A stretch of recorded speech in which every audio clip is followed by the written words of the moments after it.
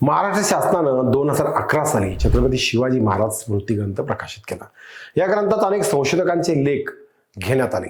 त्यात डॉक्टर अप्पासाहेब पवार लिखित दिल्ली जिंकण्याची शिवाजी महाराजांची प्रतिज्ञा हा मूळ इंग्रजीमध्ये असलेला लेख प्राध्यापक कमलाकर दीक्षित यांनी अनुवादित केला। या लेखामध्ये आलेला एक उल्लेख मात्र आवर्जून आपल्याला सांगण्यासारखा आहे।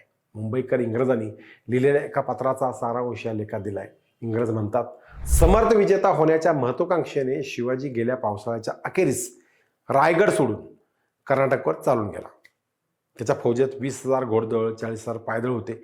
सीझरच्या स्पेनमधील तो आला, त्यानं जिंकलं, त्यानं पाहिलं, असा विजयासारखा त्याने विजय मिळवला। यावेळी सोनं, हिरं, पाचू, मानके वगैरेच्या रूपात त्याने इतकी संपत्ती संपादित केली, म्हणजे मिळवली, की पुढील अनेक लढ्यांसाठी ती उपयोगी पडणार आहे।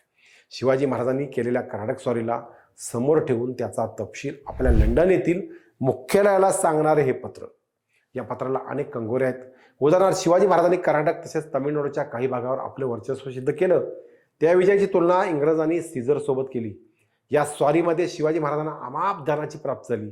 ही गोष्ट जरी खरी असली तरी या धनाचा, म्हणजे या पैशाचा किंवा सोने हिऱ्याचा वापर स्वराज्य रक्षणासाठीच होईल याची खात्री सुद्धा इंग्रजांना होती।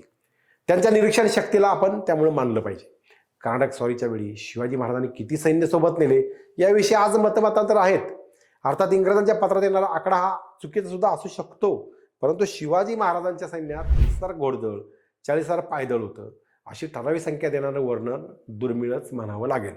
शिवाजी महाराजांच्या फौजेचे हे भव्य स्वरूप पाहून दख्खनेतील एकाही राजाला, म्हणजे दक्षिणेतील आदिलशाही असेल, कुतुबशाही असेल किंवा कोणाला असेल, यांना एकाला सुद्धा शिवाजी महाराजांच्या विरोधात उभं राहण्याची हिंमत झाली नसेल, हे मात्र नक्की। जय जिजाऊ, जय शिवराय।